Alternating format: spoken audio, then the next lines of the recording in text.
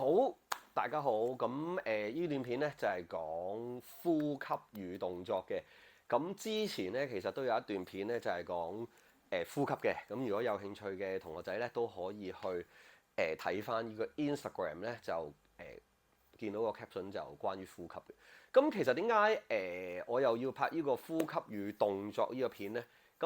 其實咧就集中都係有一啲，譬如有一啲同學係特別筋骨柔軟嘅同學仔咧，佢就會通常都會出現咗個問題，就係佢譬如做背蹲啊，或者做硬舉啊，咁關於腳嘅動作咧嘅時候咧，都會出現到腰酸啊，甚至腰痛啊。咁其實究竟佢個原因係真係佢嘅動作做錯咗啊，還是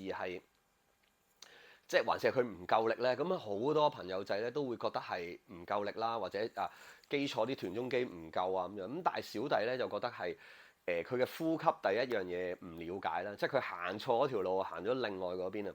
即係就算佢練力，但係其實佢嘅節奏啦，佢發力嘅時候，佢有冇連埋個呼吸啦？咁其實咧絕對影響到究竟佢腰酸嗰件事，就唔係關嗰條腰弱啊！咁甚至有啲人有啲陀仔會覺得啊，會唔會係我條腰太差，我練多啲條腰啦咁樣。咁成日男男女女都有呢個現象啦，但係呢一個片咧就好 specific 咧去講女仔嘅，因為平時我哋就見得女同學多啦，同埋有啲女同學啲筋骨真係堅柔軟嘅。不過我亦都有見過有啲女同學咧係筋骨柔軟，但係咧佢 lock 嗰條腰咧又 lock 得好實嘅喎。咁我估計咧可能就可能有時真係關於連埋個筋膜事啊，即係佢入邊佢啲筋骨可以拉長啊成啊咁，但係即係好多種種嘅原因咁啊，唔特別講啦。咁我哋而家啫就講翻嗰個重點嚟啦，咁就係關於嗰個呼吸同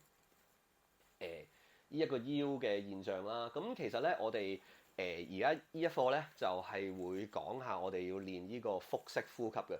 咁好多時聽到腹式呼吸咧，就淨係聽到個腹啊嘛。咁其實咧我哋所謂嘅腹式呼吸啦，或者我哋叫 engage 我哋嘅橫膈膜啦，或者我哋鍛鍊我哋呢個橫膈膜啦。咁係咪真係淨係前面咧？咁其實就唔係。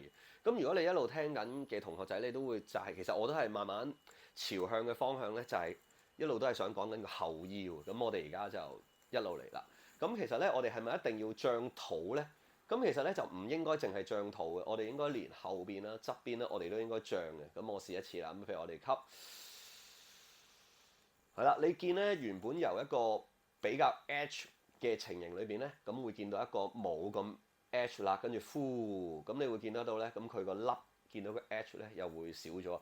咁即係咧，其實我即係當然唔可以做太多次啦。即係你會發覺到其實如果你嘅腹式呼吸做得好啦，你嘅練習夠咧，其實你係更加應該 engage 個後邊呢一個腹嘅。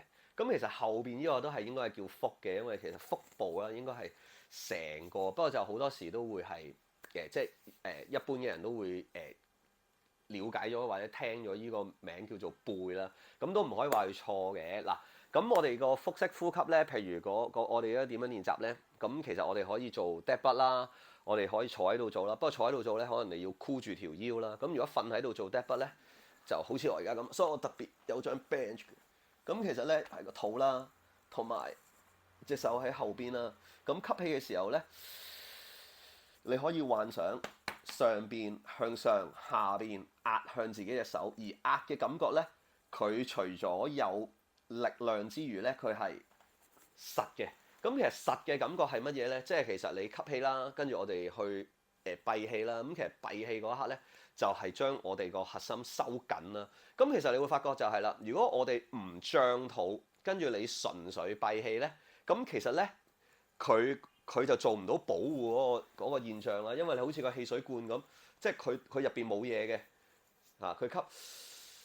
咁其實佢係個力向外打咧，佢就會保護你個後腰，令到你發力嘅時候更加穩固啦。咁所以其實譬如筋骨柔軟嘅朋友，究竟佢發力嘅時候佢條腰搖嘅原因，其實你即係用頭先個理論，其實你可想而知就係、其實佢第一件事佢冇做到呢一個腹式呼吸啦。第二樣嘢就係佢發力嘅時候咧有啲求其，即係佢少咗閉氣或者我哋叫腹內壓呢一樣嘢。咁我哋應該係吸。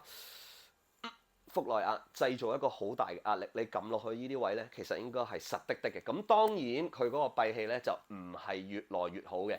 咁佢完成咗佢個動作個 peak 咧，佢就應該係呼氣㗎啦。咁頭先講嘅呼吸咧，我哋可以注意擺喺邊啲位置？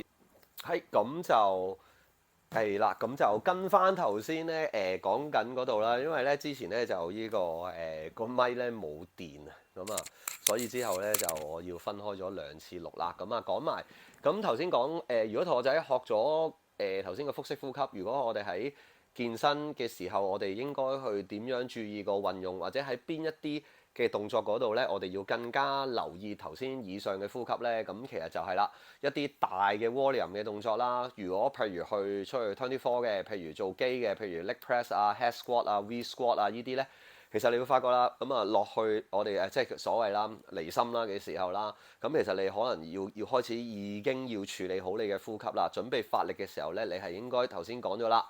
應該係閉氣，跟住上咗去完成咗個 peak，跟住呼氣啦。咁點解我哋會提翻同學仔，尤其是大嘅 volume 啦？咁你如果你留意到咧，其實譬如大嘅 volume 動作，譬如 back squat 啊、硬舉啊啲動作咧，好多時啲師兄師姐都會帶 belt 啦、帶 belt 啦。咁其實個原意就係頭先講啦，增加嗰個腹內壓嗰個感受度啦，令到佢發力嘅時候更加 hold 住個盤骨同腰依一 part 嘅。咁其實頭先都講咗啦。